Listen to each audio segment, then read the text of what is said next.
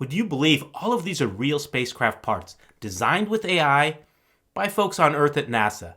Ryan from NASA is at the forefront of using generative AI for manufacturing. Let's do a deep dive of how they use generative AI technologies and talk about how this is actually going to change engineering. Let's start with a simple example of building a bracket. If we ask a human to build a bracket, they might start with an initial design like this, but it's too heavy, then they trim the weight, but then it can't handle the vibration, and all of this iteration can take days, and they might end up with something that's actually hard to manufacture.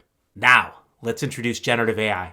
We can specify inputs into the generative design, things like interfaces, loads, design objectives, and then let the generative AI machine create the model. Here they're using Autodesk Fusion 360 to do that. They then take that model, run that through an optimizer. All of this just takes a couple of hours using these tools and leads to a part that can be manufactured very easily and meet all the requirements.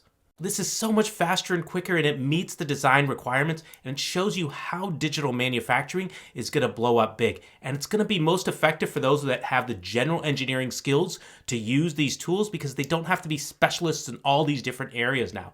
And just like we have 10x programmers that use tools like GitHub Copilot, we're going to have 10x engineers that use these generative AI tools as well.